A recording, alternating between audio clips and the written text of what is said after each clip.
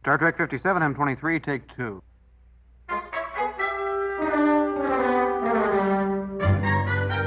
It's got Star Trek. Episode 64. Voyager, Season 2, Episode 24. Tuvix. Captain, what you're considering is an execution. An execution. Like they used to do to murderers centuries ago. And I've committed no crime at all. Aren't you arguing for an execution, too? Of Tuvok and Neelix? I'm here. Alive. Unfortunate as it may be, they're gone. And I have an opportunity to bring them back. Don't you think that I care about Tuvok and Neelix? Of course I do. Without them, I wouldn't exist. In a way, I think of them as my parents. I feel like I know them intimately. Then you know Tuvok was a man who would gladly give his life to save another. And I believe the same was true of Neelix. You're right, Captain. That is the Starfleet way. And I know there'll be some people who will call me a coward because I didn't sacrifice myself willingly. Believe me, I've thought of that. But I have the will to live of two men. Look at me, Captain. When I'm happy, I laugh. When I'm sad, I cry. When I stub my toe, I yell out in pain. I'm flesh and blood. And I have the right to live. I'll start like this. Knock, knock. Who's there? Ooh. All right, I'm going to try that again. Yeah, that was weird. Who? Knock, knock. Who's there? Ooh. Oh my gosh. I'm not even the one trying to tell the joke. And I'm like, oh. All right. Here we go. Podcasting. Knock, knock. Who's there? There. What guys? All right, I'll just continue it. So I say knock, knock. Who's there? And then you say who's there. And then I say a really fucked up episode of Star Trek Voyager. Okay, yeah. I see why we don't need to linger too much. It's got Star Trek. See which road I was heading us down? Yeah. Taking us down the road. Tuvix. It's a bummer of an episode, man. Tuvix. We are covering Tuvix this week. As Jesse mentioned, this is the It's Got Star Trek podcast. Your podcast, which you go to. You've got it. For Star Trek and Star Trek related. And it has you. Conversations. Tuvix. Yes. We're talking about Tuvix. That is Season 2 of Voyager. Episode 24. If I recall correctly. And this is episode what of the show? I think 64? Yeah. 64. This is episode 64 of the It's Got Star Trek Well, podcast. it's season 2 of 20. Oh, you're talking about the start. Yeah. You were talking about season 2 of Voyager. I know. I haven't made that mistake in a while. Look, we know this is complicated, but this is important information to have. It's a lot of numbers at the beginning of the show, even though it is also in the podcast title and clearly available in the description of the podcast. So now you know. If you didn't before, if you're listening on Spotify and this came up on a random Spotify, for whatever reason, the algorithm on Spotify or Amazon Music or whatever was like, you know what, this person right here, they'd really like to listen to this podcast now. So anyway, Tuvix. What'd you all think of Tuvix? It's a controversial episode historically. It was kind of weird. Yeah, I mean, it really is about the last 15 minutes. The whole Tuvix Kess story is just kind of like it has to be there because, of course, it has to be there. But I just don't. I mean, I don't know. I guess she was the only one that really wanted Neelix back. She was acting like a little oogly teenage girl, What is she, like? Yeah, I know. 3 years old, I think, or something. But when he enters the part where Tuvix enters the mess hall, and for some reason every single officer is trying to cook like an entire meal for everyone at the same time.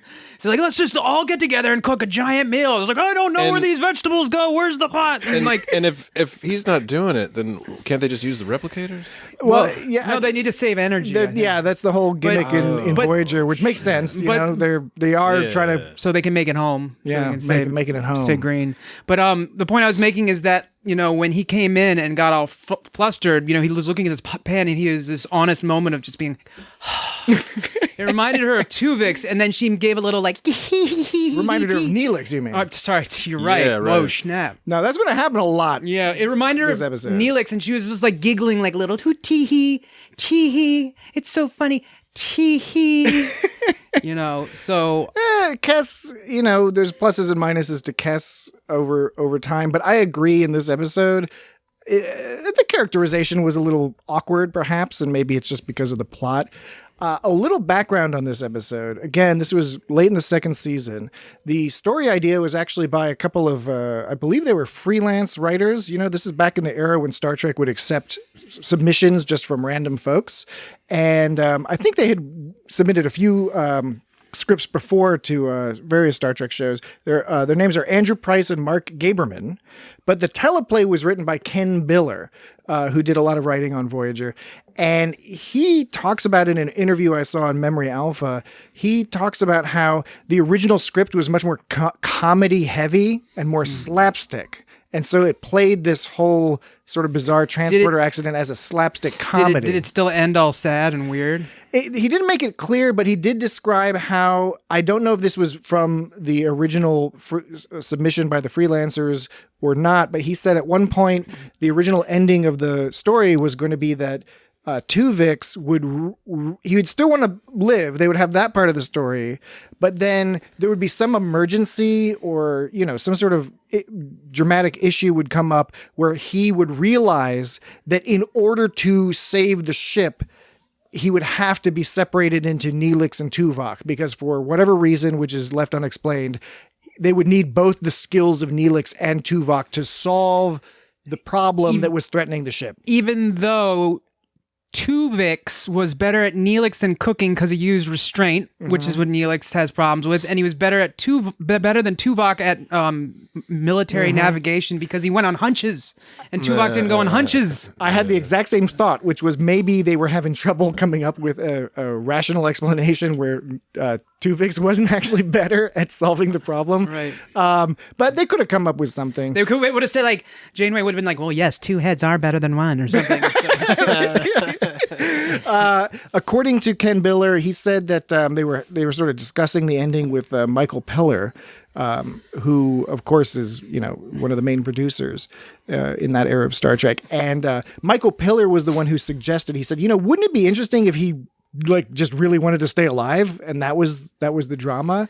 And obviously that's what eventually evolved into the ending that they used. Right, and that's why I say the last 15 minutes were really good because I mean, if we can go into, I guess, the ending now. Sure. Everyone will have watched this episode and be intimately familiar with it. They will jump around have. as will necessary. Future something. Yeah.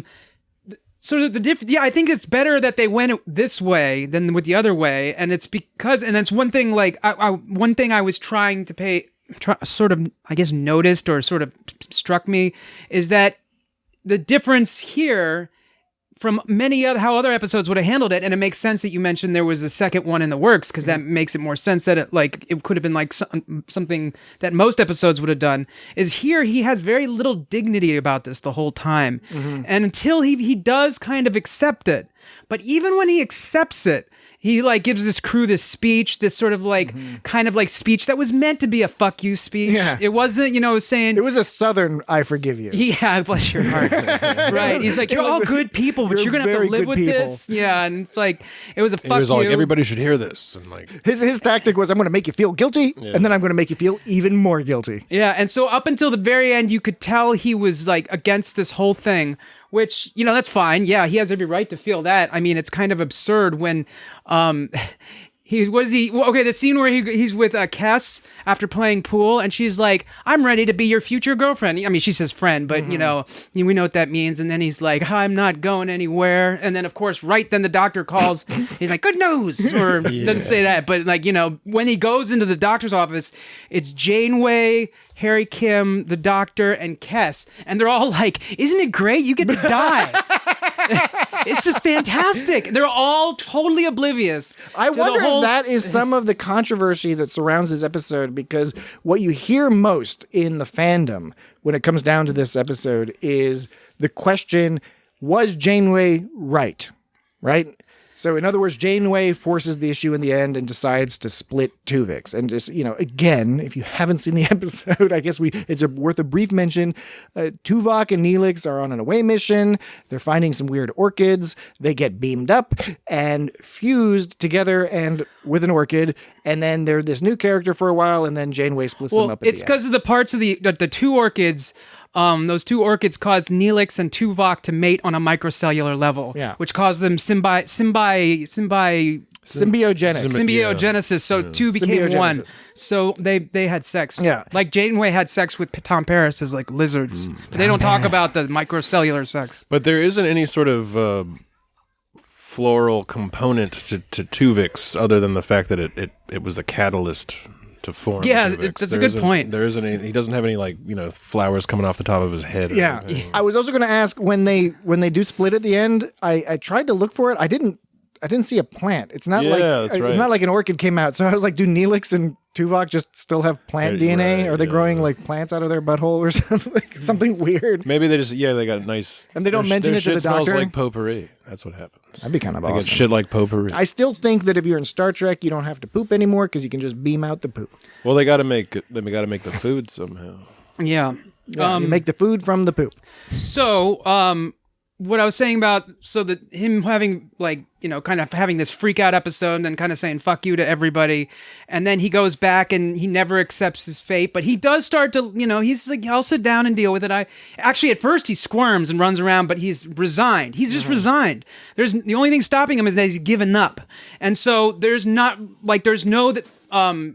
defining feature like what if they did it the other way, which would have said, oh, it's okay, it has to be this way. And so that like you said, that I guess causes all the controversy of whether Janeway should have done it, but that makes it actually really intriguing. And that is, although the bulk of the episode is kind of boring to me, I think that the episode as a whole is really interesting. And that end part it makes it really fascinating because, and when they split them apart at the end, Janeway, they could have gone and had like conversations with Tuvok and important question. Was it right to not even, we have no follow-up. We don't know, do Tuvok and Neelix remember this situation? Do they remember it differently? Yeah, just you're right. And that's what I was, you're right. And that's what I was getting to, is that I was wondering if it would have been better if they would have explained their position from it or stuff. But I like this ending because, like, Janeway, she's leaving and she looks like she's about to cry at one point. She's upset. Yeah, but then when she gets out in the hallway, she pauses and you see her become numb by losing a part of her soul. Like, so this ending was really powerful because it doesn't matter what Tuvok and Neelix saw. It would be interesting. Actually, it would be a fascinating thing to know. They could have gone that direction and it would have been very interesting, but I think it would have taken away from the effect of this, where it's just ending on like, shit, that's a fucking bummer, man. I hadn't considered that. That's a good point. I hadn't considered about the, accentuating the effect on Janeway, right? Because for me, I was thinking... In our opinion of Janeway, yeah. Because they could have. I'm sorry. They could have talked by talking to Tuvok and Neelix.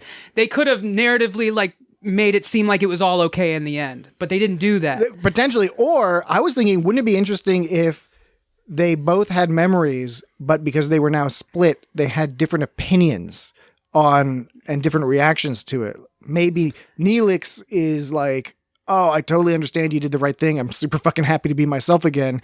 And maybe Tuvok gets fucked with a little bit and he's like, wait a second, I don't think you did the right thing or whatever. It's not logical because Tuvix was rocking out at the tactical station, kicking ass, taking names. Those consoles, those are no standing desks, all right? Like, they're standing at these things for hours, and those look so uncomfortable. Standing desks, not my deal, but like... This was 1996. The technology for standing was barbaric at the time. And we can tell you, we were alive at this time. We were young, but we were alive. Yeah. Standing was fucking murder back then.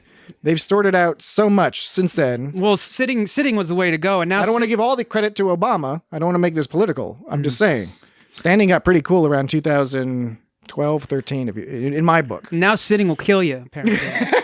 I know it's a bullet. Yeah. So It's a ticking time bomb. Slow. How many fucking analogies? These analogies are not compatible. Creeping up, bullet creeping up on. bullet creeping. Like just a just a cartridge strapped to a turtle. Oh man. following you around. The hell was Suicide turtle. What you were saying about them learning, maybe their opinions on things had changed. That might have worked if they brought it back in as Wouldn't need to be the next episode. Next episode, right? And so it could still be, because I know it's serialized, and that would be a new episode. But that's the kind of thing you can talk about in a serialized. Wait, not serialized. No, I'm using the wrong words here. Episodic. I'm sorry. I'm taking that back. It's episodic. That Voyager was meant to be episodic, so you don't want to create too much of like a dependency on the previous. And they've already got what they consider their serial part of this story is getting home. That's the thrust of the story. But other than that, they do want to tell these individual tales. But I think they could include information like that, absolutely, as just sort of little bits and pieces that. And they do. They did that they did that throughout the series with the characters. There was growth of the characters, right. Arguably more so than on TNG. Certainly more so than on the original run of TOS. It would have been nice in other episodes to have Tuvok or Neelix mentions or they're doing something. They're like, I thought I did this one. Now I think it should be done. And if you don't get it, it doesn't really take you out of the episode, or they can. But it's an interesting way to think about it. Is that this episode was largely focused on Janeway, and I mean I thought that before, but you've really sort of crystallized it in my mind with that last shot of her. It's the focus is on Janeway, but it would have been interesting to have another episode or some other version of the tale that does focus on the reaction of the people who actually endured this and what their perspective was, because you could do a lot of interesting things. Now, to be fair, maybe not interesting enough to overcome the whole, do we still want to see this story? Do we want a continuation of the story, or was this a nice little closed loop sci-fi philosophical tale? It was interesting. Okay, I said that most of the episode was boring to me, but the ideas were still interesting. I still like watching how they presented Tuvix as a conglomeration of both characters, which at first they seemed very obviously like their own thing. You could tell when Tuvix was switching between Neelix and Tuvok, and it got better as the episode went on. But the actor Tom Wright did a very good job. Yeah, I think he did. Yeah, I think. Oh yeah. Does anybody recognize that guy from all sorts of stuff he's been? This guy's been in like a movie a year for the last 40 years. Well, I know him from, although he's hard to recognize, in season 4 of Enterprise, he plays a Nazi alien. Oh, okay. It's actually a very good storyline in season 4 called Stormfront. He's in Seinfeld. He's in Seinfeld. He was in Tales from the Hood. He was Mr. Morgan in Seinfeld, where he works with George at the Yankees. And there's the episode where George gets grapefruit in his eye, and he's winking. And he's all winking and talking to Mr. Morgan and his wife, and he's winking, and so Mr. Morgan's wife thinks that something's up, and George keeps winking. He was in "I'm Gonna Get You, Sucker" or "Sucker," technically. Troop Beverly Hills. He was in both barbershop movies. Yeah, so, and he's on a lot of TV as well. Some voice stuff, I think he's apparently done. He was up for the role of Benjamin Sisko. Oh, word. He obviously eventually went to Avery Brooks, but he's got the acting chops here. That would have been cool. He, it's funny. It's been a while since I've seen this episode, and I was very impressed with his ability to display mannerisms from both Tim Russ and Ethan Phillips, right? Tuvok and Neelix. I was impressed. Voyager, like a lot of that Silver Age Star Trek, is very theatrical in nature, so this definitely didn't disappoint in that regard. The acting and the staging and the positioning of the actors is very theatrical, but I think in this case it worked really, really well because you needed that sort of exaggerated, I'm Neelix doing my Neelix craziness, and when he's touching people, like Neelix would touch people. Yeah. Oh, yeah. He's about to touch Janeway, and he's like, Yeah. oh. But then he does some Tuvok mannerisms, particularly with his voice and some of the things he says. So right, and so I Poked was and prodded in places and organs I didn't even know I had. Yeah, I like that line because it's true. How do they deal with the Vulcan physiology and the whatever That's a Neelix clever is? line. What the hell is that guy? I don't even know, but they He's have Talaxian. they literally Space creep. but they literally didn't know they had the organs, and perhaps both of them, like, their organs formed into something new and weird, and they're like, what is this? Yeah. So yeah, that was a good But line. he all leans into Janeway with like this funny look and like this funny tone in his voice, and she's like all like, "Ooh." Yeah, it was after. So that was after he was getting poked and prodded and scanned and stuff. And then, so this line right here was, he goes, "I'm not worried." So this is when he's in kind of a Neelix mode. He goes, because he's all gregarious saying this. He's, "I'm not worried. I couldn't be in better hands. This crew, you're consummate professionals. You're my friends, my family." And then he switches to Tuvok because the next line is, "So worrying would be illogical, don't you think?" So he snuck a little Tuvok in. It wasn't full on Tuvok, but he snuck a little in. So it's little lines like that. Which is a combination of the writing and the performance. Right. And so Especially with facial expressions and things like that. Because I don't know any better way to, because I kept watching and thinking like, oh, he's in Tuvok mode. He's in Neelix mode, but I was like, how do you blend them even more? So, but that's such a hard task to do. And I agree with you that as the episode goes on, he seems to accomplish that more. It is a little bit more of a blending, particularly when he's at tactical and he's talking about how he got a hunch.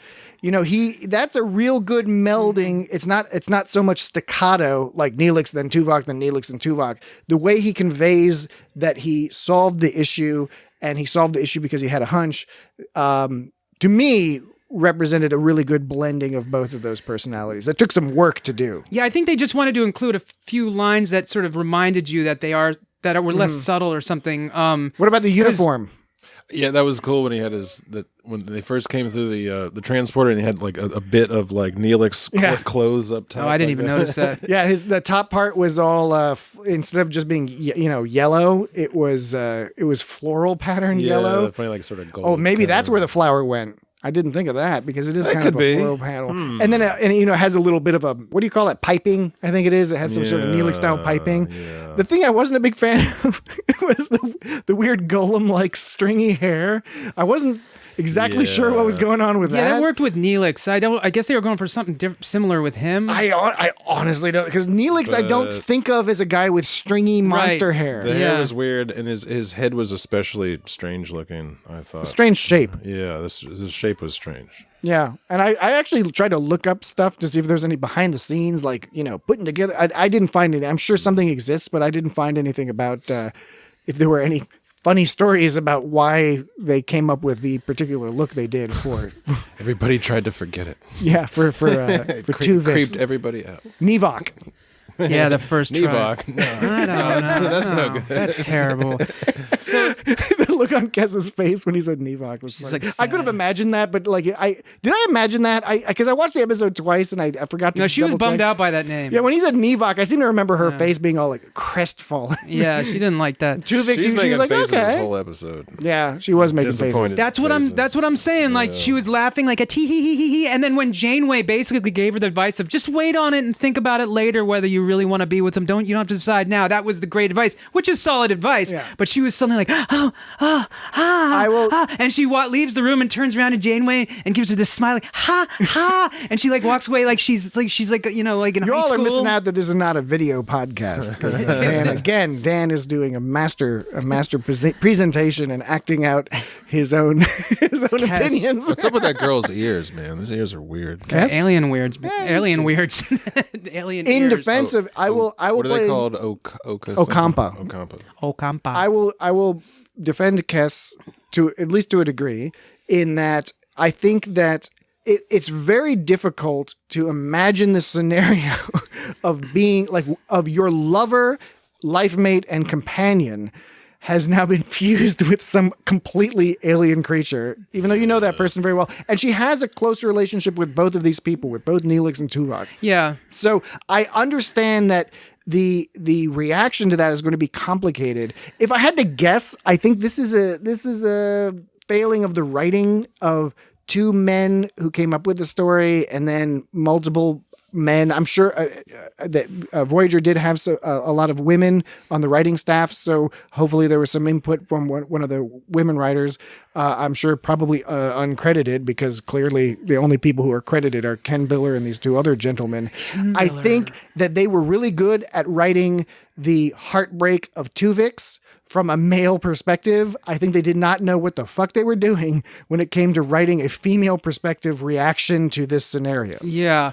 Because, like you said, the lines are weird. It's like you said, that is an interesting position to be in, and it's so weird and new, and it's like it's your old husband or whatever, but it's not, and it could make you have all these feelings. Common law husband. It could make you have all these. It's like a totally new scenarios of lust and passion, and so maybe it's just like taking over you in this way. I don't fucking know. Like, I don't know what it's like in that situation. But the lines came off a little bit weird here and there. It was, what was it? She goes to Janeway and says, like, "Oh no, I have no feelings for him." Maybe this might have been done on purpose, but it's like, yeah, you do. Like, he kissed you and you went cross-eyed and like almost fell over after he left. But that might have just been her denial, I guess. This episode does not pass the Bechdel test. Kess is only talking about the plot in relation to her man, which is fine. It's not a problem if that happens. It's only a problem if it's the only thing that happens. Her big moment, she breaks down at the end, is because she's like, "But I miss Neelix so much," which is fine to break down. It's totally fine. Yeah, but it's to your point about it's like, that's okay. Yeah, we get it. Yeah. we get it. 3 dudes wrote this episode. So I think that's what it is. I think there are flaws there. And you talk about how, Dan, you said you found much of the episode boring. I can't disagree with that too much.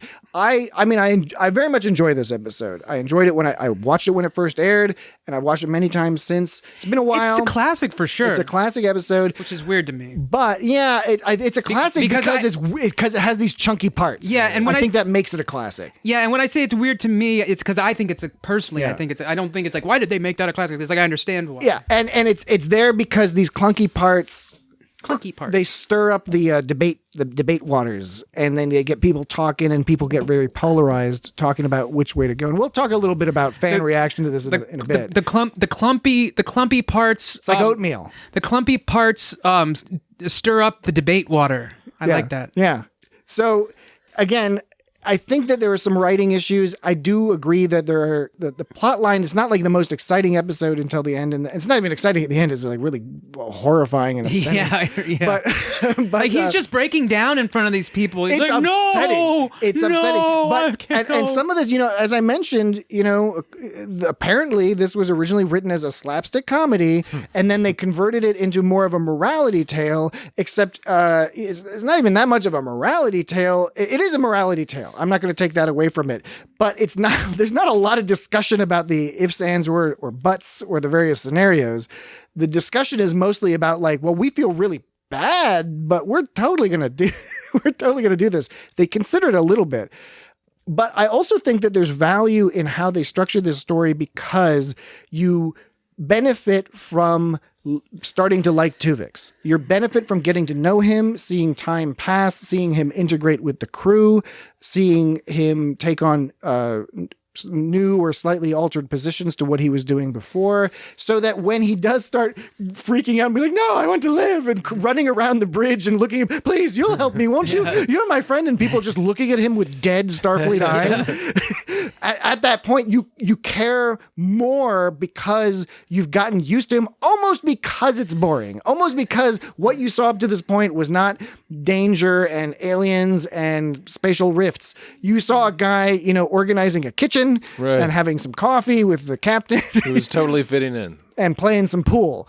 He was fitting in until people learned that he had the option to go away. Yes. And that fucking sucks too for him. Yes, it does. Okay, so we prefer the other dudes, even though one of them was kind of an ass. It's like we really want Tuvok back. Yeah, we don't like you. We just found we had to get used to, and we found you weren't that bad. But even him at first, he seemed like he was all for the idea of, turning back into Tuvok and right after the Neelix, accident. right after, because I guess he must have just been confused as hell.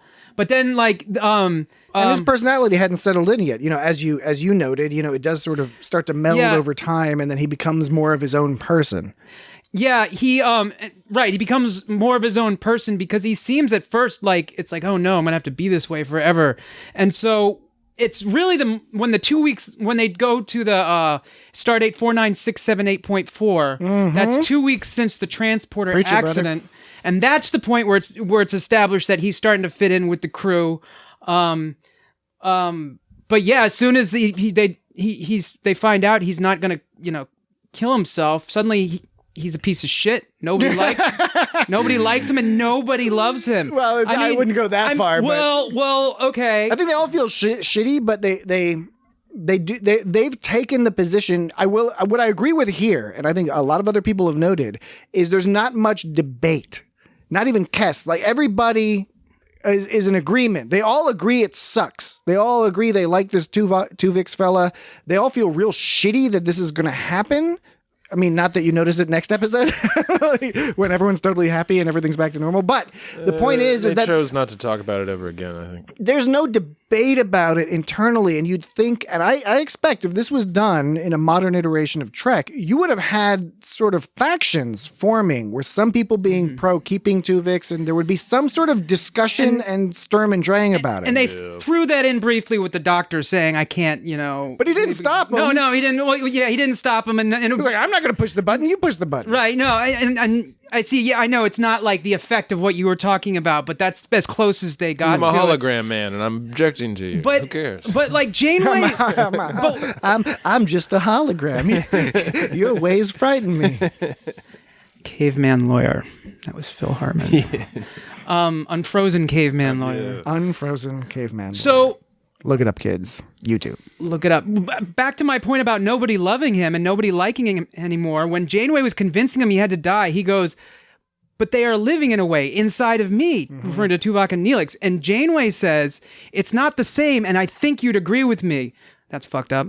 She goes, they have families, friends, people who love them and miss them and want them back, just as I do. By implication, you don't. Yeah, exactly. You're right. I get what you're saying. And so her final way to try to convince him to die is to say, like, nobody loves you. Nobody loves you. It's the needs of the many versus the needs of the just some weirdo. Yeah, well, nobody liked him, and it helps if nobody likes you or loves you or would, come to any kind of funeral if you chose to live. I mean, it must have been really awkward. You have to make it clear to that person that nobody loves them. And no one's going to your funeral.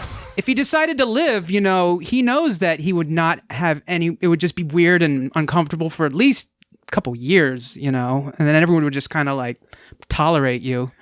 Not in the way of how it was before where they actually started liking him because they thought there was no option. But as soon as you find out there's the option, so anyway. Well, a couple questions, right? One of them is, what do you think of the philosophical implications of what Janeway briefly talks about, which is her only hesitation is because time has passed and they've gotten to know Tuvix. And she states outright, she said, if this solution had been available, as soon as the accident had happened, I wouldn't have hesitated. I would have simply done it.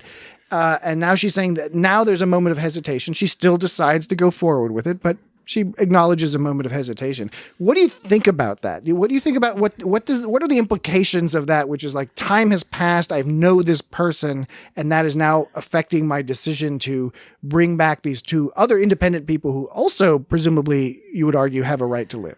Do you think TV and movies are right when they're talking about a farm and like the father tells the kid like don't name the pig because we're gonna eat it tonight or someday in the future? So you're saying they shouldn't have let him give himself a name? Well, I mean, that's part of it, it's right? the same. It's the same thing. It's like over time you get to know something. So the argument maybe should have been put him in stasis and in one of those mortuary. Yeah. Wait until you figure it out. I was thinking the brig, but stasis is probably much nicer. They should have been like, whoa, wait a minute. Probably. It's probably. I mean, put this sucker on ice. Hold up. Go suck we don't know what's going on here. Let's put this guy away. They thought their scanners were fucked up at first. They thought he was some weird alien. Okay, and another question I have.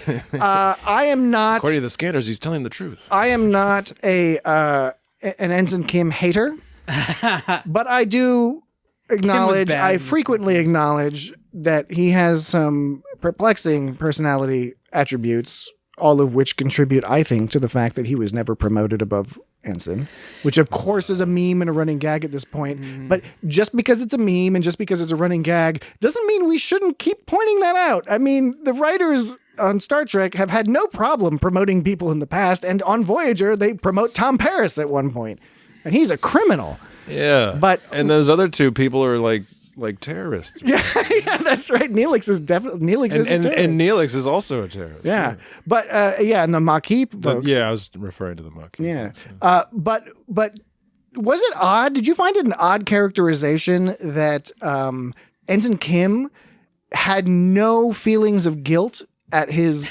proximate, relationship with this accident? We know he scanned everything. There was a problem. They thought they fixed it, or they did fix it. Did he transport them in? He he transported them up. I don't know if he was operating the transporter, but he was like, I fixed it. And then he did all the scans. So he had every justification to not feel guilt. So I feel awkward even bringing this up, because you could argue from one perspective that he is doing exactly what you'd want a modern person to do, which is they're taking in the information. They know with a high degree of confidence that it is unlikely that something they did caused the problem, so they should not needlessly weigh themselves down with guilt, which, especially in the case of an emergency and being in a situation like Voyager is in, you don't want to have unnecessary emotional baggage weighing you down. So all those arguments are valid, and that's exactly what Harry Kim seemed to do. But when I'm watching it, I'm like, come on, Harry, you're not going to be like, I feel a little shitty about being involved in this. I feel like it's my fault. And then Tuvix being like, no, man, it's all good. Right? Do you think he was just lazy and just never really cared that much to begin with, or do you think he just is some weird kind of sociopath? He might be a psychopath or a sociopath. Just really detached. Okay. He's just like, I'm just doing this mission. This is just part of the mission. Do sociopaths often play the clarinet? Is that like a stereotype? Possible, yeah. Is that a stereotype we can start? To make them think they're normal? Sociopaths are into playing Brahms, I guess.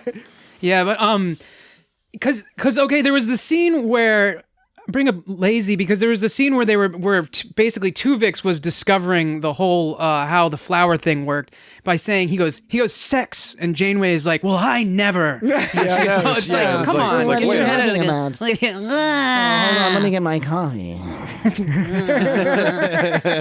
And so okay, go on. So Tuvix is talking about lysosomal enzymes and evidence of symbiogenesis and how they merge to make a third thing, and they're all talking about it happened to him on a microcellular level. Down with that symbiogenesis. And late night on Voyager. And and then after it's all explained, Tuvix gets all excited. He does a weird hand dance. He goes, DNA, protein, all in a state of molecular flux. Yes. And then so he explains the whole situation. They have it all down. And Harry Kim just chimes in with everything that was just said. Like if you listen to what he said, he took everything they said and he just turned it into a sentence. I'm going to rephrase it. Yeah. And and he was like, oh, I got it. It's like, yes. And he's all leaning against the chair. So I think he's kind of lazy too. I think that's his deal, is he's just kind of like, he's not getting promoted. That's why you're not getting better at clarinet. No. There was some funny Janeway was talking about things going on with his tone there. It was a little funny. It's hard to know what they were trying to do with that character. I guess it's true. I was thinking that it's like, why is he a character? Like, I think what's he doing? He didn't really come up with the solution. That was more the doctor, right? Like with the it was really more the doctor. That was totally the doctor. He probably just figured out how to integrate it better with the transporter. I sometimes wonder if I think there's a lot. We've talked about this before when we've discussed Voyager, particularly the pilot, where there's like the whole deal with the characters they set up. They have this really interesting setup. I think they got a little confused along the way in terms of the characterization and what to do with certain characters. And they use Harry Kim a lot. But, I think we see a lot more stuff going on with Janeway and Paris and Chakotay. And then, of course, eventually 7 of 9 once she comes on board. Yeah, it just doesn't seem like they know much of what to do with them. I can't think of off the top of my head any Harry Kim episodes, but there's got to be some, right? Oh yeah, no. There's some. In fact, there's some really good ones. There's a classic one that I don't want to give away all the secrets, but involves like multiple Harry Kims and another. There's some really interesting stuff there. So he's been present for some of the really cool, whatever you want to call it, sci-fi, some of the cool sci-fi stuff, because that's where Voyager I think excelled. Where Brandon Braga, he's got a good sci-fi mind. Oh, right. He's weird. There's a lot of weird stuff going on with Brandon Braga, but he's got a really, really good sci-fi mind. And Voyager is where I think they got to do a lot more of that sci-fi stuff, because on Deep Space Nine had its own story going. I kind of prefer the political stuff that was going on Deep Space Nine. Most of the stuff because it was on a station, so it was stationary. Exactly, but it allowed for that kind of guest of the week kind of deal. And people coming back and stuff like that. And TNG had tons of sci-fi stuff, but it was a little bit more balanced, I think. Voyager had some, like, they did some out there shit. You know, I mean, like Year of Hell, which we covered on a previous episode. Right. I forget which numbers, but Year of Hell. Not that it's like some genius thing, but it was well executed. The Janeway and Paris making fucking and having salamander babies is weird, but it's interesting. In the 90s, that shit was interesting. Maybe it seems less interesting now, but in the 90s, that was some interesting shit. The 90s were a weird time, people. Yeah. Who weren't alive in the 90s. It was a safer kind of world. was it though? Not really. I was reminded of some Voyager episode. I think it's earlier this season actually, where like it's two Voyagers and they're stuck by their engine, the warp drive or something. And yeah, so that's where Ensign Kim. That's one of the ones I was talking about with Ensign Kim. When you're saying there was multiple ones. Well, then there wasn't just multiple ones of him. There was multiple. Harry Kim. There were multiple ones of everyone, right? Oh, there's multiple shit all up and down. No, that's a serious question. It is a serious question. That sounds like a TNG and it deserves a serious response. You're not gonna get it. I was just saying, you said there was an episode about Harry Kim where there were multiple Harry Kims. That made it seem like the focus of the episode was about multiple Harry Kims. I'm being needlessly coy, and I can't figure out how to get out of it. I've entered I've entered some mental space. That's as much honest. I'm glad thank you for that honesty. You see, folks, when you have sort of a form of mild OCD and a strange brain, sometimes it interacts in such a way that you cause yourself all sorts of troubles, and you cause trouble for your friends and colleagues. Anyway, Tuvix, 3Vix, 4Vix, 5Vix. Yeah. So he starts trying to beg for Kes to like save his life or whatever. Yeah. And like, what does he think's going to happen? I like from that? kneeling. He's desperate at this point, and it's again. I think Tom Wright, the actor, did such a great job. Conveying his. I mean, it's upsetting. It's really uncomfortable. The last portion of the show is uncomfortable to watch. Yeah, he must have been desperate to ask her, because why would he think that she would favor him over her old man? Is it desperation, or does he not know her as well as he thinks? Or again, this gets back to, I think the issue is with the writing of Kes, and I have sympathy for Jennifer Lien, who is portraying Kes in this scenario, because I don't think the dialogue and even the structure of the story did not really permit her much. There wasn't much she could do, I think, in order to convey the very complicated. You could have gone in any million directions with this. This scenario is so ridiculous, honestly, that like the reaction part of it, you could have gone in so many directions. And I don't know if they settled on one. It didn't come together well. Yeah, here's another one where she seemed like kind of like a weird teenager. Is when she was with Tuvix in their room, and she's going, "Now I don't have either of them," referring to Tuvok and Neelix, of course. And he goes, "You have me, Kes." And she goes like, "Thank you." Yeah. Like that whole that's not what I want. Whereas I think a more mature adult, I would think would be like, "Thanks, but you would approach the subject more direct and say like, thanks, but you know what I mean, And he, to his credit, he knew what she meant when he said it. Tell me more. Okay. Did you get very far? Seriously, if you didn't listen to what I said, it's fine, but you don't have to follow up with just it's because you said, you know what I mean? Sequitur. He was like, you know what I mean?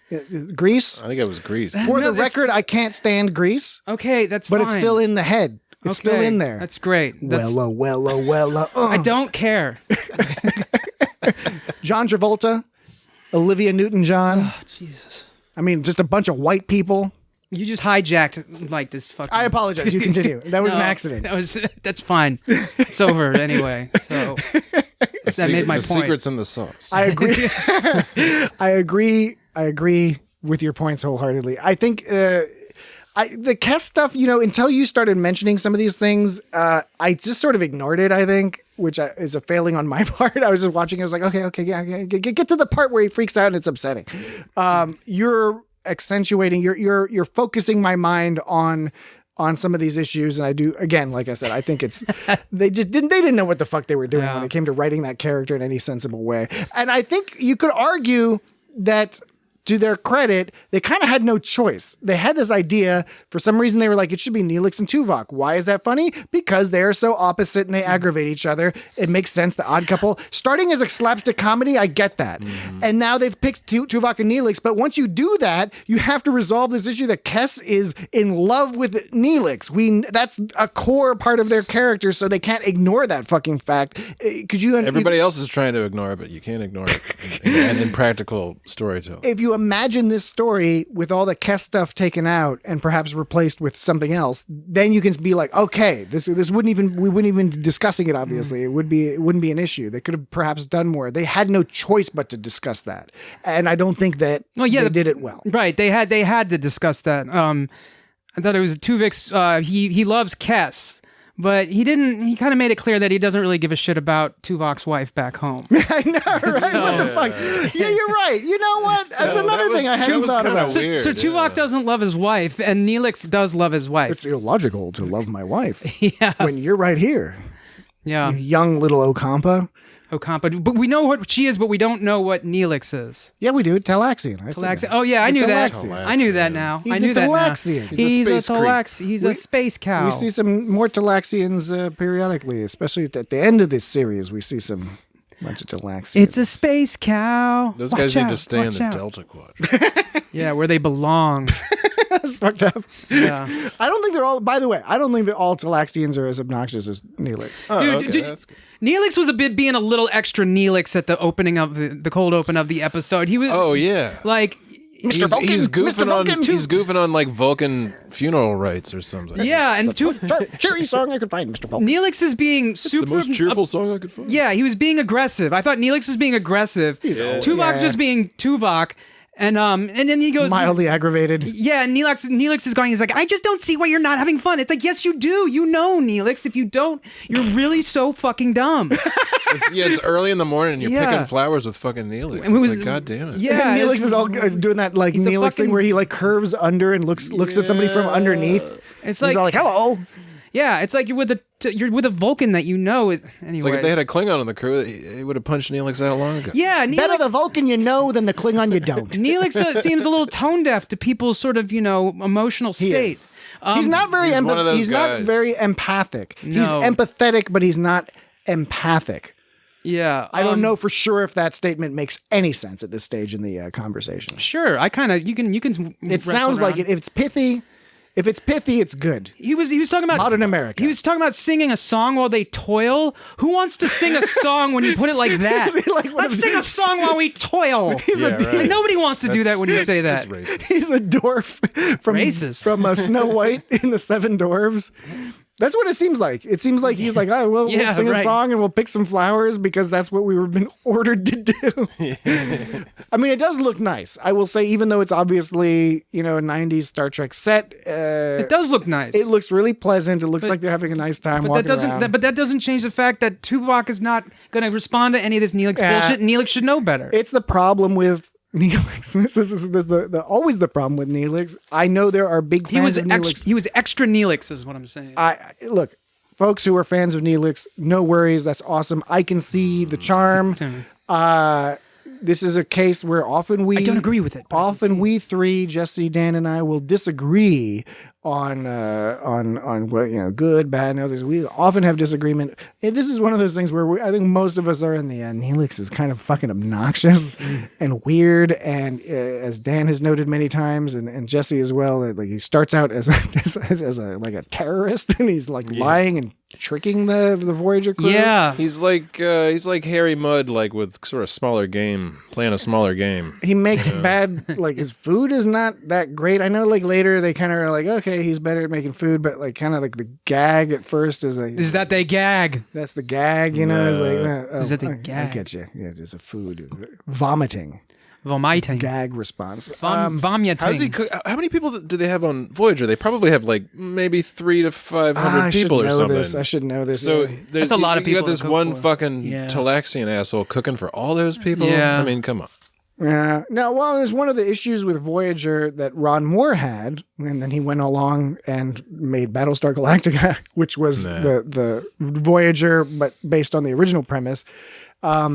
Voyager's not, people die along the way, but, they always seem to have plenty of resources, even though they, you could argue, oh yeah, they have plenty of resources because they're careful about, whatever. It's just, it doesn't seem like these people are a year into being stranded without any support, and they're still having a good time out there in space. They're complaining about first world problems still. Yeah, as you noted earlier, Jesse, the kitchen scene, which is great. I like it. It's a great scene because it is funny and charming, and it helps further define the character of Tuvix, and so it's a in every way appropriate. But when you step back, you're like, why are these people having trouble cooking at this stage? Because obviously Neelix cannot be cooking every single meal for every single person all the time. I mean, maybe, but I don't know. I found this whole, like, we're hungry, so 30 of us are going to crowd into the kitchen and start just going crazy, like some sort of 1980s, comedy. Yeah, the whole fucking crew decides they're going to cook their meal together at once or something. I don't know, what the fuck they were doing there. But they're all screaming about, no, there's my vegetable, that pot, It's like, these are professional Starfleet officers. You'd expect they would have been able to say, like, all right, let's figure out who wants to volunteer to take a turn cooking in the kitchen. Well, we've learned how to do this because we're not morons. Well, Harry Kim and Tom Paris seem to have it figured out because they had their food. Somehow it was just them. I didn't notice that. Just them back there next to Kes. They just used their replicator credits. Yeah, Tom Paris was like, fuck it, I'll just hack the replicator. I'm a criminal after all. Yeah. I'm a criminal. People forget that. He crimes. Criminy. Jiminy Cricket. Yeah, that's what... do you want to know a little bit more about symbiogenesis? Because I do think it's worth a little bit discussing the setup to this tale. It is, let's just admit, it's ridiculous. Yeah, it seems to be diminishing returns, but maybe they just split on their own and don't always mate. Maybe sometimes they just randomly split. So I went and looked this up, and I actually went down a fun rabbit hole because there's all sorts of, this is more interesting than I expected. I just typed in symbiogenetic because I wanted to see, okay, is it based off of a real thing? And Google corrected it to symbiogenesis. And then I learned about that symbiogenesis is a hypothesis in evolutionary biology that says that eukaryotic cells, which are cells that have, like mitochondria and plastids and shit inside, like little mini factories inside the cell working together. It's the hypothesis that eukaryotic cells formed from prokaryotic cells, which are just single unit by themselves, tiny things, merging together and then kind of like suddenly creating a whole new third type of organism. Right. So from that sense, like that, it's a real thing in terms of the past evolution. And so those other cells, before they join up, they've just came from, they formed from something. So prokaryotic cells are the simpler ones, right? Okay. Oh yeah, they just happen. And so they were already around doing their thing, replicating and doing all this other stuff. And then like something like they squished into each other at one point, and one of them like squished into another one, and all of a sudden the independent one, which we would call mitochondria, for example, or plastids. The mitochondria now does stuff that helps that bigger cell, right? And then I further found out that would be what's called primary symbiogenesis. And then there's secondary symbiogenesis, which is when you have a cell where like something went inside another cell, and now they're like a new thing. And then that cell goes into a third cell, and then so now that whole unit is inside of like another cell, like a turducken. Like exactly what I was thinking.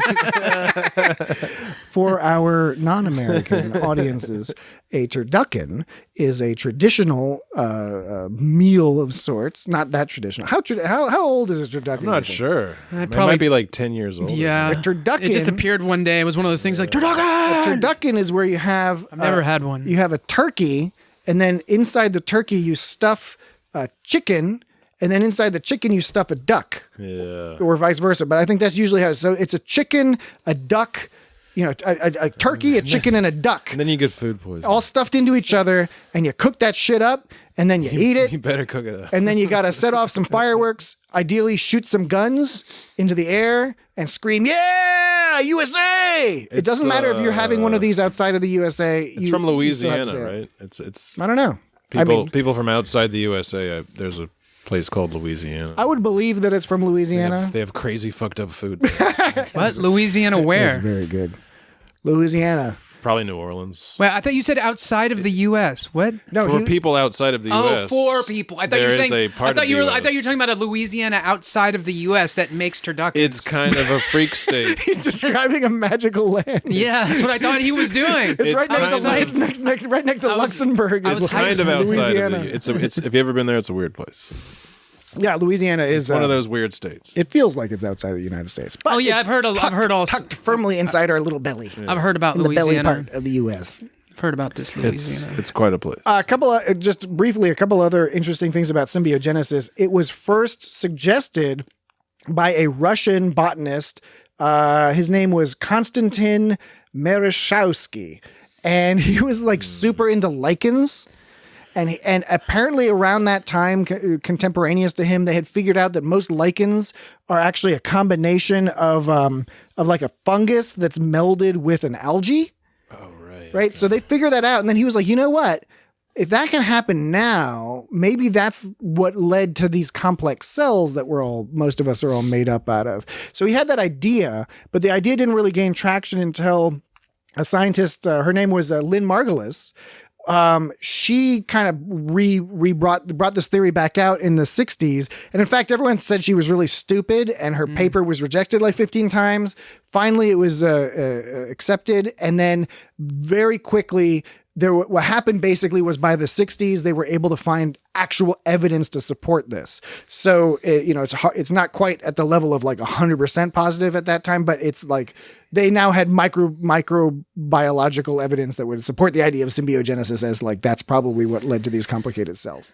So how does that fit into the Well, it fits in because I mean, I understand it's the same word and the process, but because it's a real thing and it's interesting. And also Lynn Margulis, she used to be married to Carl Sagan. And she had 2 sons with Carl Sagan. Do you think the Star Trek has any, their form symbiogenesis has any sort of validity in any kind of way as compared to what it officially is? I guess part of the reason I bring it up is that it's Star Trek often is basing things off of real stuff, not just real science, by the way. Deep Space Nine in particular was a lot of the Bajoran and Cardassian sort of culture and myths were borrowed from other human cultures as well.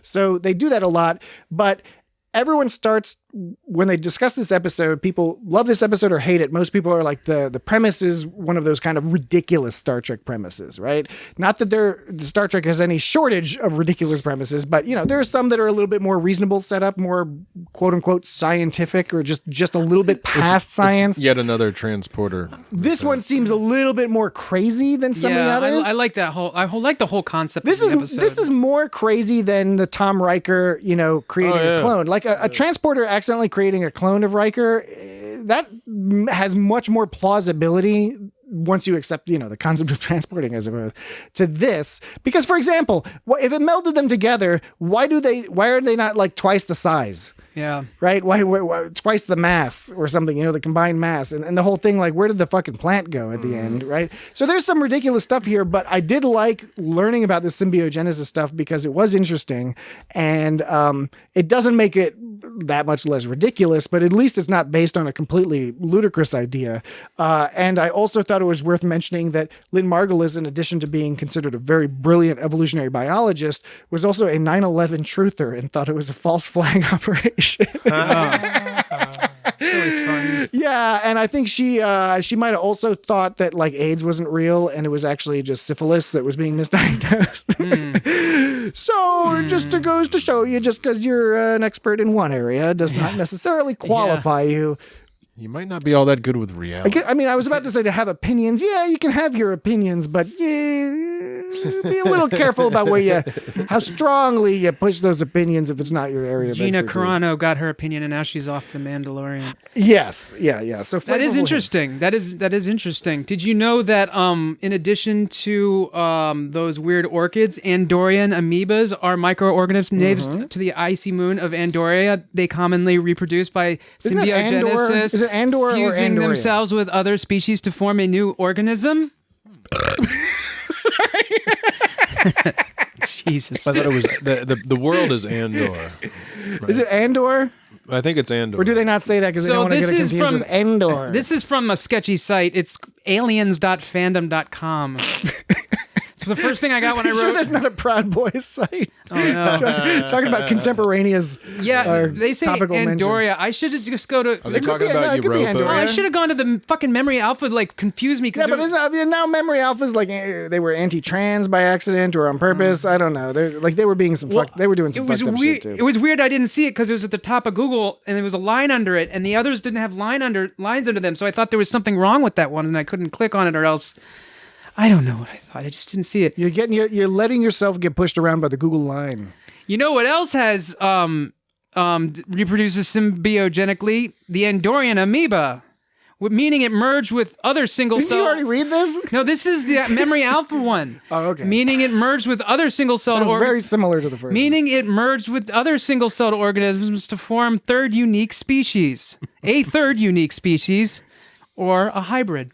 It's from Voyager. That's from the episode of Tuvix. It's Tuvix. Tuvix, whatever. I remember that. I remember those lines. Yeah, that one and the Numerian Inquisition are both specific. No one expects the Numerian Inquisition. That had to have been what that is. What the hell was the Numerian Inquisition? Our weapon is surprise and fear. Fear and surprise. Don't do this. Okay. Okay, I won't. Okay, I'm sorry. I know. I feel like an asshole. I feel like I really. It's okay. No, I shut you down. I think you're a single-celled organism. Oh shit! I deserb that. Your brain is a single-celled organism that has morphed and combined with some sort of algae to become a lichen. Your brain is lichen. You know, lichens aren't werewolves, but werewolves suffer from lycanthropy. So, and then there's that show that calls them lichens. Lycanthropes. Right. But It should be lycanthrope. But lichen, Yeah, lycanthrope. it Lycanthropy should. or lycanthrope. Yeah. Two related words that are. But What's there's that a show different that calls contexts. them lichens? What's that show? West Wing. No, it's not the West Wing. Night Court. It's a popular show with a species of werewolf characters. True Blood? Oh, True Blood. They got True werewolves. blood. True blood. So, you were talking about Want to lichens. drink your blood. You were talking about lichens earlier. I like lichen. I'm But- more into moss, as we've discussed. So, But liken's Do you have a a good lichen second. for but you were lichens? talking about lichen earlier when you were talking about I was. the Numerian Inquisition was a body of inquisition that would bring those subject to questioning before it. To see if they were lycanthropes? That's just any inquisition. I know that's Memory Alpha too. That's bad. When Tuvix was called by blah blah blah blah blah to discuss possibly ending his life, blah blah blah. Tuvix remarked, "I feel as though I've been dragged before the Numerian Inquisition." So that's all the information we have. They took the Numerian Inquisition and just described it as an inquisition. Because he didn't know what the Spanish Inquisition was, so he wasn't going to make that reference. There's that episode of Deep Space Nine called Inquisition. Yeah, there's many Inquisitions. Yeah, I know. Nobody expects them. I know. Yeah. I mean, I did when it was that episode of Deep Space Nine because it was titled Inquisition. And then it was like a Cardassian court.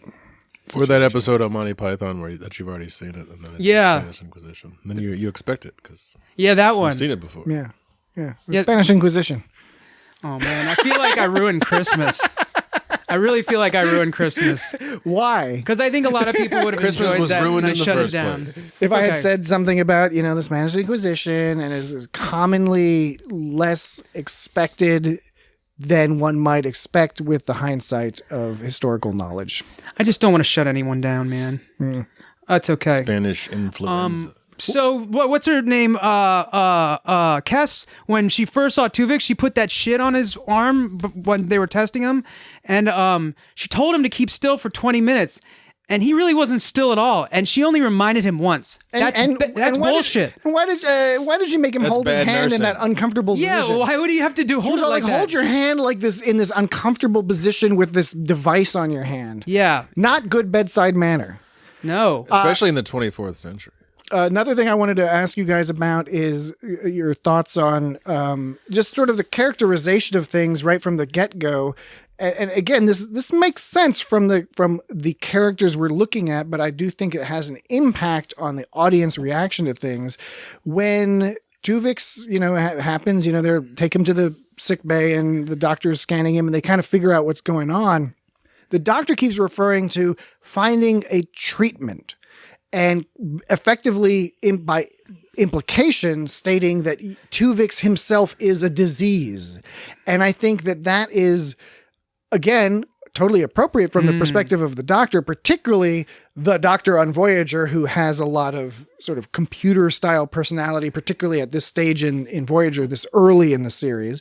But what do you think about what does that set the audience up for? It sets them up for wanting him to be killed at the end. We're expecting that because he's a disease. Well, that's interesting that you put it that way, because I guess that ultimately is what it is. But when I heard him talking about treating the condition or whatever, did he say disease?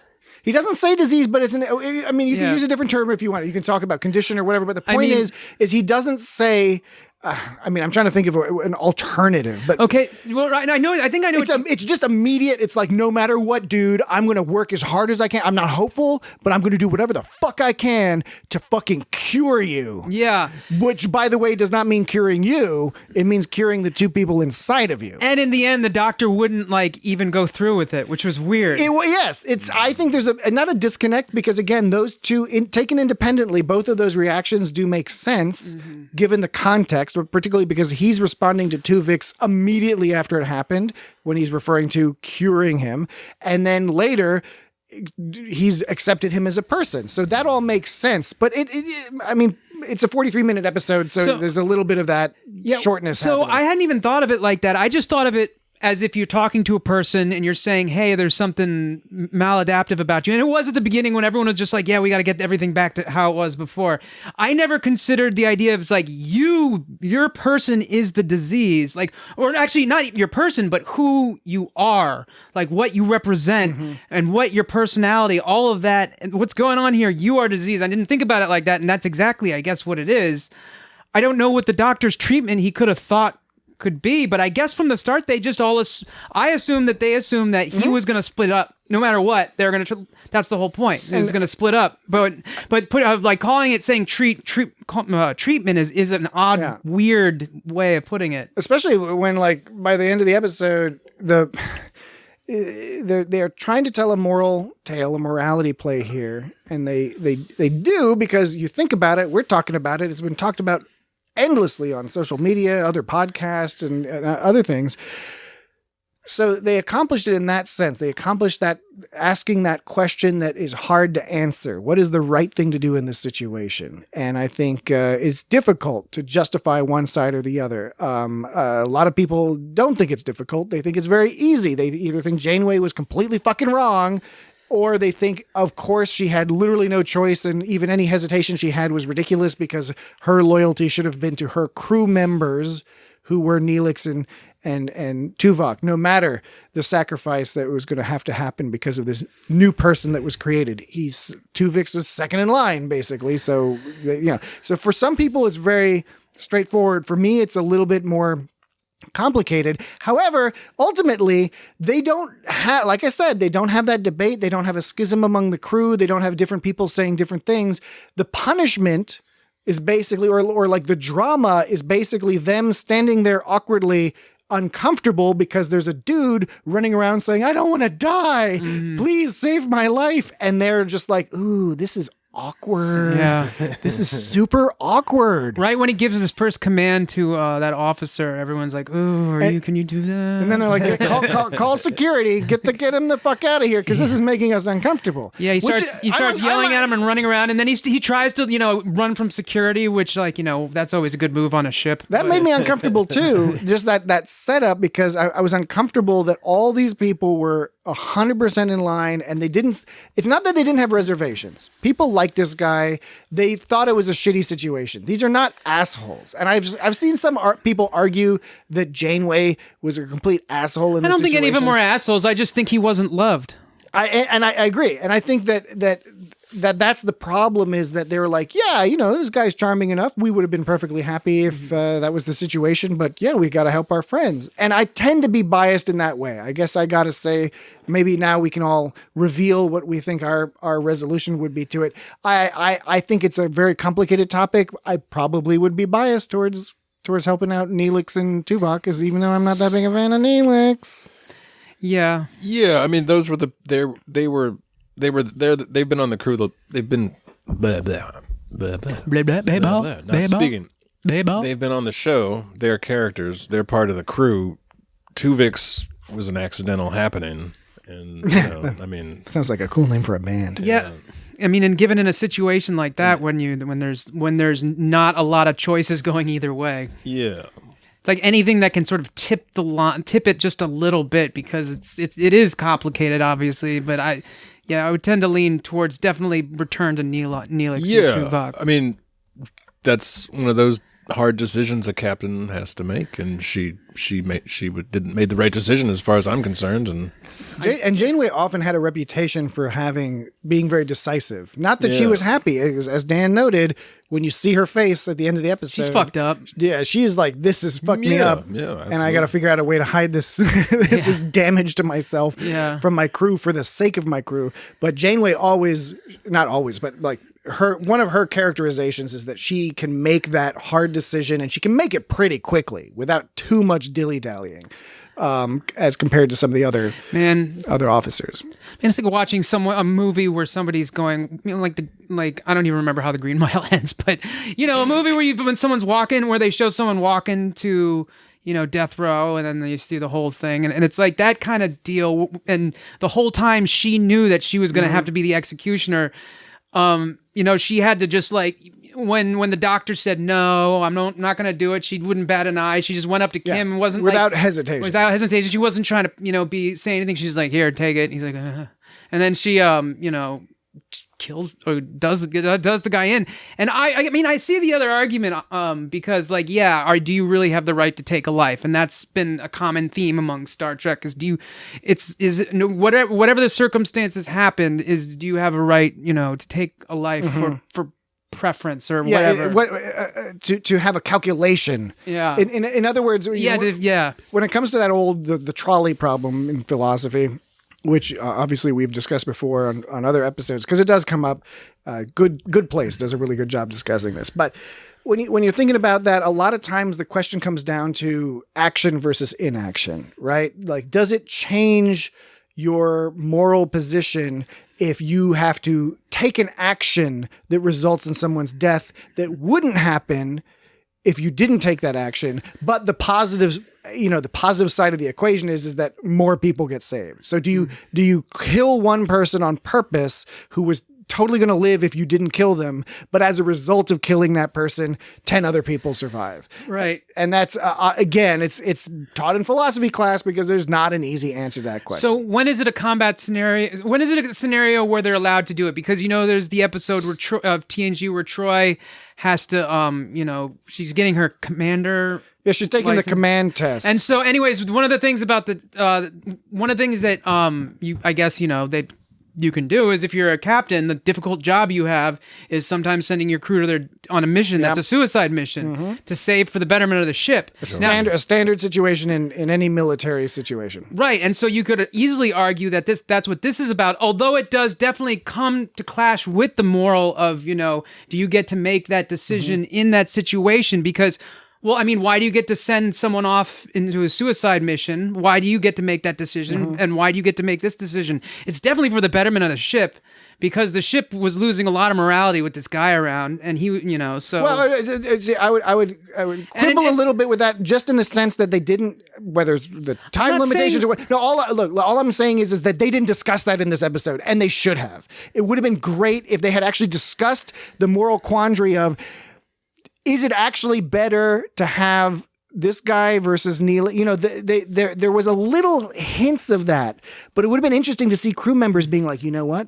This guy, I don't know, he's kind of better at shooting phasers or something. I mean, I was just saying it in terms of what people's opinions are of like trying to figure out the other side's argument of like why no, she is not cool for doing that. And so one of them is, I was going to say is, maybe it's like, I guess it was more of a response to you because you answered that. And you basically said that, using someone to your tactical advantage to win the thing, but you do that in other scenarios. And so is there something different about these two scenarios? What I would argue is different in the scenario you described with Troy sending holographic Geordi to his death, is that in that context, they are on a mission, and Geordi, and they have to save the ship. And it's not just the lives of the ship, by the way. It's not just 1,000 people on the Enterprise D. It's also the function of the Enterprise D is itself important in the greater galactic political, for the safety of the Federation, right?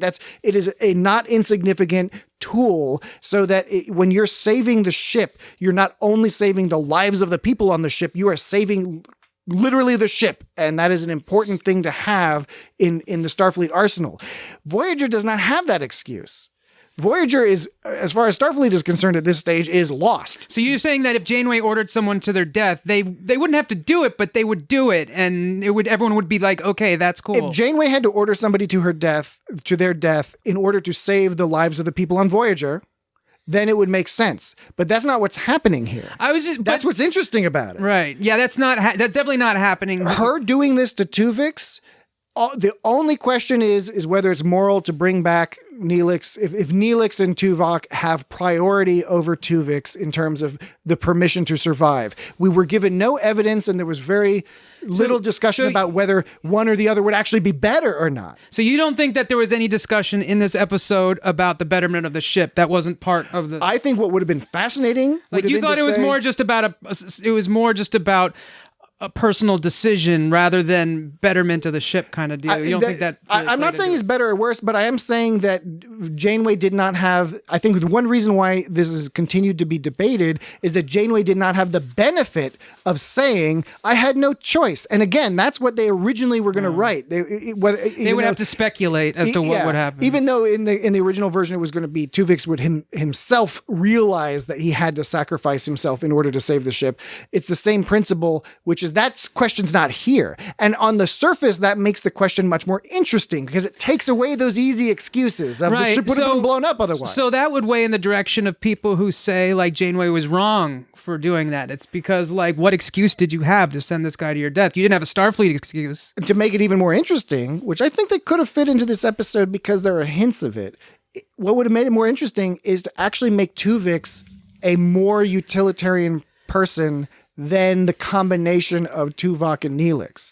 And not just that Tuvix is a better cook and he's a better tactical officer, that might be sufficient, but you could have argued that the moral quandary would be harder if not only was Tuvix an amiable guy that people got along with, but if he was materially a better crew member and that the safety of the crew was in fact enhanced by him being Tuvix. Well, they already established that he was better than Tuvok and Neelix. But I agree. And there's hints of it. And so that's why I'm a little frustrated that I think if they could have gone a little bit harder on that, because they didn't say it overtly. It was just sort of like, oh, well, he's getting the hang of it. Or, that omelet was all right. Right. There could have been a dangerous... Tomato soup all sucks, though. Could have been a dangerous situation that Tuvix was like, I'm going to do this, and I saved everybody. Like, and that didn't happen. There wasn't anything other than, this guy's cooking the mushrooms really good. They tried to get it in there by saying he solved an issue that Tuvok had previously said would take 10 days to solve. Right, yeah. Now, here's the problem. All that's saying is that he solved the issue faster, not that he was able to solve an issue that was not resolvable before. And the issue they were discussing, it's not that it was not a serious issue, this technical issue he was doing, but it was not mortal danger issue. Right, but why did they put it in there then? They put it in there to say, like, he's got there's some stuff about him that's synergized because... I think they pull their punches, and I think that is... Some people would argue, and I not always, but often agree with them, that Voyager pulls its punches a bit. It pulls its punches by having unlimited shuttlecraft. It pulls its punches by having the Maquis and Starfleet start getting along by the end of the pilot episode and only occasionally touching on their differences after that. They pull their punches by not having the Voyager just slowly crumble to pieces over time. Wait. That's what I'm saying, that Voyager has a reputation, in some cases earned, of not telling the story as hard as it could of a fucking ship abandoned in a place where they have no fucking clue and no support. Wait. I said something about Tuvix. Now I can't even remember what I said about Tuvix because you started talking about Star Trek pulling punches. I didn't see... No. I'm saying that you were saying that they hinted at that with Tuvix, and I'm saying... Hinted at what? Hinted that he was better at things. And I'm saying that they pulled the punch. They should have hit that harder to not just say, he's slightly better than Tuvok. He can slightly more quickly fix something that was going to get fixed anyway. And by the way, we're just out in the middle of nowhere. Instead, they could have gone hard to be like, no, this dude is like great. This dude improved our warp core speed by like so much, something like that would have been it would have made the philosophical problem much more acute, as opposed to what it was, which was, do we want our friends back, or do we want to deal with this dude who says he wants to still be alive, but then we're going to be all weird with him because we're it's like, dude, you know the situation. And then forever forward, if they imagine the scenario, let's imagine the alternate scenario that they decided to let him stay alive, and he's a new character on the ship basically, and he's now Tuvix. Realistically speaking, he's got that fucking sword of Damocles hanging over his fucking head because they still got the technology to separate his ass anytime they want. And he pisses off Kes, and we've seen Kes go a little weird sometimes. He pisses off Kes, she goes into the fucking sickbay, is like, I'm going to push some buttons, and I'm going to separate your ass. I'm going to get Neelix back. Anyway, I think that there were things they could have done to make the challenge of Janeway's choice a little bit more interesting. Yes, I agree. You know what? They could have spent less time on the cast stuff and more time on that. I think that if they could figured out a way to either, and again, another option would have been if they had picked two different characters or just a non-Neelix character. Tom Paris and Tuvok. I totally understand why Harry they did Kim and Chakotay. Oh man, that would have just been a horror movie. It would have been them like hunting down whatever the creature, and he's like stalking the halls, he's stabbing people, fucking with a clarinet, just beating people to death with a clarinet. That'd be awesome. How soundproof those places are, those rooms. I wonder if you can hear a clarinet out. I wonder if you can hear Riker playing trombone outside of his. Do you think Harry Kim? Not if you're out in space. Harry Kim annoyed his neighbors with a clarinet all the time. Probably. Probably. I guess one last thing to discuss very briefly is, one of our followers, Exandra, at Exandra Kara on Twitter. That's a happening name. She posted something. She said, I read somewhere that every episode of Star Trek includes a Kobayashi Maru type dilemma in it. That may not exactly be accurate, but it's a neat lens to view Star Trek through. It especially works for Tuvix, in my opinion. What is more of a no-win scenario than that one? What do you think of that? I not just about Tuvix, but more generally, I don't think it's true of every single episode. I agree with Kara. That's a tall order to try to sneak purposely sneak that in. All that. I do agree though that Tuvix is one of those main examples because it's like, it's even if you are biased towards one side or the other, I'm definitely like, let's bring our boys back. But I mean, I can see what they're saying. So, I mean, it's a theme that keeps coming up. I think not every time. But there's a lot of Star Trek episodes where they, especially like Kirk and Picard, and Sisko, and of course Janeway, I guess everybody, Archer, they come up with a solution that actually helps everybody. You know, that's the only reason why I would argue with that, is that a no-win scenario is a no-win scenario, which means no matter which decision you make, there is some form of pain or sacrifice that results in it. And there are lots of episodes of Star Trek that have pain and sacrifice that happen during the course of them, but at the end, it turns out like everyone's great and everyone's better and everything's good. Despite what we went through, right? It's not all, unless you're just looking at the red shirts and the other junior officers who are getting murdered on away missions. For the most part, at the end, not for the most part, I'm taking that back. There are plenty of episodes. That's why I just don't think you can apply this to all, or maybe not even most episodes. I do think a lot of the classic episodes do have that no-win scenario. I'm thinking of a lot of Deep Space Nine classic episodes, like In the Pale Moonlight or something, where it's like the decisions you make, that entire episode is about decisions, and the decisions you make in that episode, it's kind of like, yeah, we can either just lose the war to the Dominion, or we can do fucked up, horrible murder and shit. That's a no-win scenario. I would agree with that. What about for Tuvix? Tuvix, yeah. I mean, obviously for Tuvix. Yeah. No, everyone involved. Nobody had a good. The doctor, for some reason, mentioned barium at one point, and that just reminded me until the late 21st century. When I was in like 8th grade, they gave me barium, and it was so awful to drink. Like I had to drink it. Apparently, that's unusual, and it was so awful to drink. I couldn't get through it. And the nurse was like, "A lot of people think it tastes like a milkshake," and I'm like, "Motherfucker, don't fucking talk to me like I'm dumb." I know, right? I know what are you trying to tell me? You're just a child. That means you're stupid. Yeah. It tastes like a milkshake, doesn't it? Like, no, I know what a fucking milkshake tastes like. Radioactive milkshake. Just talk to me like fuck. I still remember that. And I never got through the whole thing. It was so fucking vile. I can imagine. I've never had to drink that yet, but I'm sure at some point I'll get to enjoy it. I think they administer it in other ways now. Yeah. Like rectally? I think so. Yeah. But I don't know why they didn't do that then.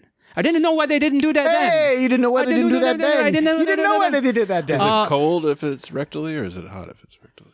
I mean, lukewarm. If they inject it rectally, is it? What temperature is it? Inject-electally. I don't know. What do you mean? What temperature? I don't know. Rectal administration of the barium. I don't remember. I don't know if. What temperature do they put it in? I've never thought about that. Is it like breast milk where you put it in the microwave for like 10 seconds? They just gush it in there. You put the barium in for about 10 seconds, and then you administer it rectally. Small fact, we see Tuvix in under 3 minutes and 15 seconds of the show.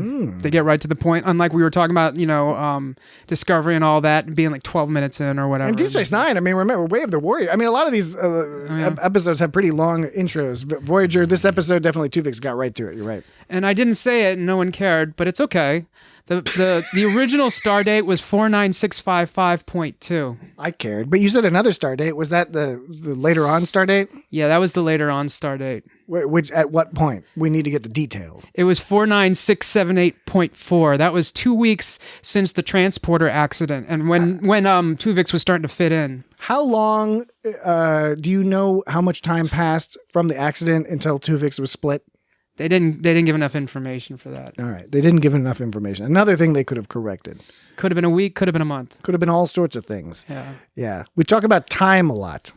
Time's pretty neat. Yeah. Time's pretty cool.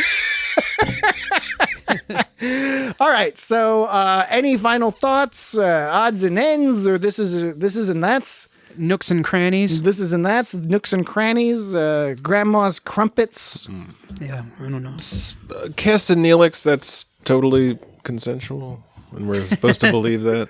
It's you gotta wonder, because it did considering the origins, like you have to think there might be some kind of weird. I mean, it's easy to believe that this guy is gonna abduct some alien child from a planet. But she seems to like him. Yeah, no, she's totally into Neelix. So that means it's totally okay. Oh no, I'm not saying I'm not saying that. I know. I'm just saying like the origins of the acquisition could have been not a rapist.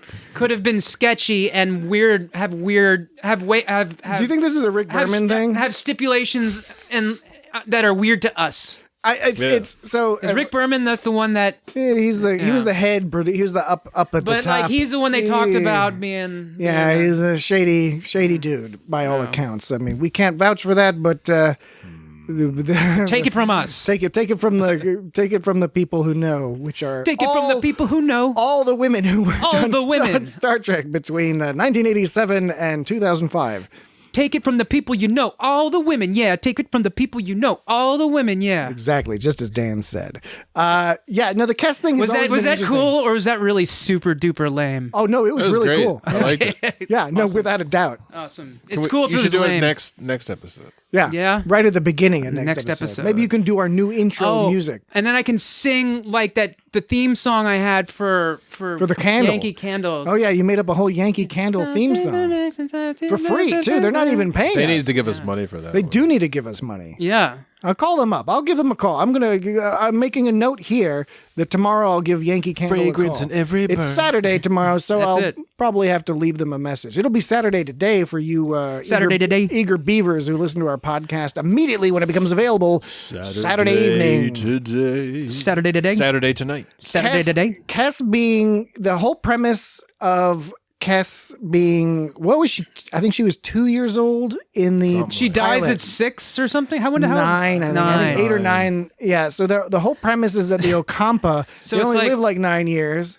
It's like a Great Dane or something. Yeah, the Ocampa are effectively the Great Danes of the Delta Quadrant, and majestic, firm, and short-lived, and But not very tall, unlike a Great Dane. yes. So that's always been a little weird because on the one hand, I was talking about Voyager pulling its punches. That's one where it didn't. They're like going hard on the sci-fi of these are a short-lived species, and this is an interesting relationship to have. What's it like to have a relationship with a short-lived species?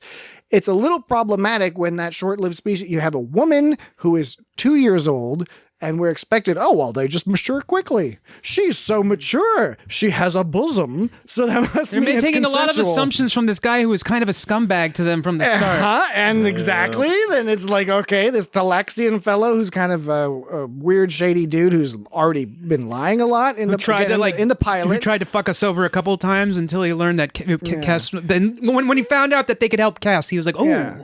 And he's all like, they can help me fight the Kazon Ogla. It's The like K's on Ogla. it's weird. They eventually phased Kess out I'm sure for a variety of reasons. Many of them not good. They had to make room for 7 of One 9. thing they want to do is make room for 7 of 9, who is in my opinion, a superior character. But I think you got to imagine part of it was like, what are we going to do with this storyline of this old dude dating this 2-year-old, now 3-year-old, whatever girl? She's going to die soon, whatever. Clever idea, but I think you box yourself into a corner a little bit with that. And Neelix and they did. box. But it's weird. It's definitely a little bit weird, especially when they just ignore that. They just sort of mention that she's young and then they just don't talk about it anymore. I'm sure because it's fucking weird to say like, oh yeah, this is he appears to be a 40-year-old alien man and he's having sex with a 2-year-old. Do you think like he owns her? Like it's some kind of situation where they are used to getting sold to people and it's just like how it is, and he's really nice, so that's why she's so grateful for him. That's more believable, I think. Or is that fucked up for me to say? Is that It's just anything is, you can buy anything. I mean, it's the Delta Quadrant, baby. What are you gonna do? So I'm saying like maybe Fucking weird shit. You mean there's all sorts of secrets Neelix could be keeping about this relationship? Neelix secrets. Yeah, again might have been interesting to explore that a little bit more. I don't know. I mean, I was going to But say nobody wanted to know. Like, yeah. I mean, it's like we want to know, but we also are just like skeeved out. Just like it's a skeevy thing. I mean, and you're not going to get around that even in the fucking 90s. And the 90s were fucking weird. With Bill Clinton was president, so there's a bunch of weird shit going on. So anyway, good point. Any other thoughts or odds and ends? Fuck no. Nah. Alrighty. Well, we didn't discuss what we'll talk about next week, but what you can do is you can follow us on social media. That is for our older fans. Social media. That's something you can do on the internet, and where you get a user account and send messages back and forth to people. It's a blast. Yeah, for our younger folks, we're not on It's got Star TikTok. Trek, not we It's a don't. Blast. We don't imagine we would be very good on TikTok. I mean, I guess we could give it a try, but You probably wouldn't like us. we haven't felt compelled. No, you'd probably love us, but then you'd only want to watch us on TikTok. You wouldn't listen to the podcast. We'd be cannibalizing our own business. We would be, because we're not about it just about the attention. We are crafting. This is a handcrafted, artisanal podcast here. And that's what we're doing. And quite now. profitable, by the way. Yeah. It is. I mean, yeah. We don't want to cut our profits. Yeah, we still got to figure out how to get profits from our actual listeners. That we haven't. I know there's That was close. Patreon. That was close to begging what you just did right there. Huh? No. I mean, we don't have a Patreon page. Yeah, I mean, I guess you're right. That's we lazy. could. That's lazy of us not to have that. No, everyone has a Patreon. Like The it seems problem to be is like we're that's- we're getting paid so much by Big Star Trek. Oh yeah, Big Star Trek. Big Star Trek. Big Star Trek. Big Star Trek. I mean, I'm not shy about it. I don't mind. You can call us a sellout. Meh. That's okay, but they give us the freedom to talk about how Neelix is a rapist, Oh, kind of. Space creep. space creep. So as long as they let us say our opinions, we're happy to be funneled all the money from Big Star Trek. But one day we should, people like giving money to things they like, buying, T-shirts or mugs, custom Stickers. dice. People like stickers. Stickers seem to be popular. A lot of the podcasts do stickers. We should make masks for with a podcast. COVID masks. Yeah. That's So a you good said idea. masks, and instead of COVID masks, I immediately thought of some sort of weird monster. Let's make monster Tuvix masks. Let's just start a business making monster masks. Yeah, Tuvix with the stringy hair. You charge extra for the hair, though. That hair was weird. Really fucking weird. Because I noticed it. I couldn't stop noticing it whenever he was there. But I was talking about social media. Social media is this thing you can do. We recommend you do it. And for us, Dan, where would you find us on social media? I deflected Jesse. I'm not good with this question. It's always a question for you because I never get it right. Well, it's not. It's so easy, Jesse. It's so easy. I had to learn the email eventually. well- You got to learn our social media. Jesse isn't on like Twitter. It's like It's got Star Trek. There you go. There you go. Thank There you, you go. Jesse. You got it. You got it. At It it's- wasn't as hard as I thought. Putting See, Jesse that's on what the I'm trying to spot here, say. I have a It's- mental block. Jesse's all busy doing stuff. He's all like organizing his notes and stuff, and Dan's all like, "I'm gonna put you on the spot." I mean, I was. What I was trying to say. I was thoroughly entertained by it. What I was trying to say is just that, Jesse, is that it's not hard. You were thinking it was much more complicated than it was. I have, It's I got have Star a Trek. problem with that about a lot of things. Fair enough. I At feel you, It's brother. Got Star Trek. At It's Got Star Trek. It's got Star Trek. Okay, I'm at It's Got Star Trek on Twitter, Instagram, and you can just do It's Got Star Trek on Facebook. Yeah, or And on we YouTube. we have a YouTube. We're on YouTube. YouTube's been going. People are listening on YouTube. It's funny, you put your stuff on YouTube and people listen to it. That's funny stuff. But if you prefer YouTube, if you like to throw something on, you cast it to the TV, and you're in the TV. living room and you're organizing, you're putting together a new magic deck on the coffee table, or you're cleaning that coffee table, or maybe you ordered some Chinese food and you're eating it on the coffee table, and then you can have the podcast playing on the TV. The YouTube is the way to do that. We also have an email. Yeah, we do. Feedback at itsgotstartrek.com. It's funny, we mention it, and people email us there, but I'm kind of like, why would you do that?